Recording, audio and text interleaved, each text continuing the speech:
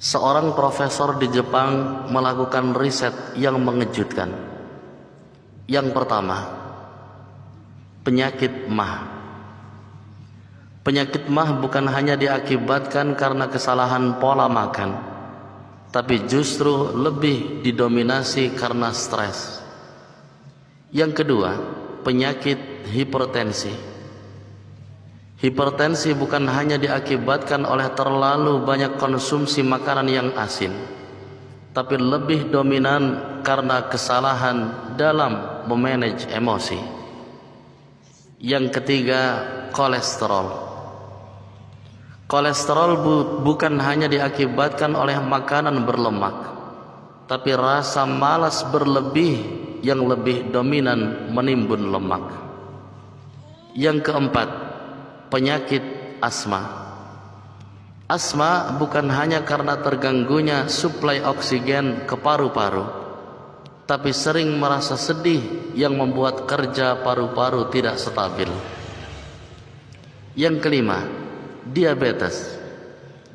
Penyakit diabetes bukan hanya karena terlalu banyak konsumsi glukosa, tapi sikap egois dan keras kepala yang mengganggu fungsi pankreas. Yang keenam, penyakit liver. Penyakit liver bukan hanya karena kesalahan pola tidur, tapi sifat ngerasani atau buruk sangka terhadap orang lain yang justru merusak hati kita. Yang ketujuh, jantung koroner.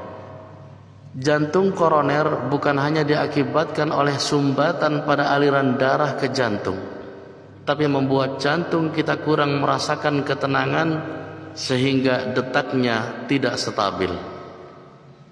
Fakta penyebab penyakit adalah karena masalah spiritual 50%, psikis 25%, sosial 15%, dan fisik 10%. Jadi kalau kita ingin selalu sehat, perbaiki diri kita, pikiran kita, terutama hati kita dari segala jenis penyakit. Hati-hati iri, dengki, pendendam, fitnah, benci, amarah terpendam, sombong, pelit, egois, keras kepala, sedih, malas, dan lainnya. Perbanyak doa dan mudah memaafkan. Lembutkan hati dan ikhlaskan yang sudah terjadi. Banyak bersyukur dan nikmati kebahagiaan sekecil apapun. Jalin persaudaraan yang mengajak dan selalu mengingatkan dalam kebaikan.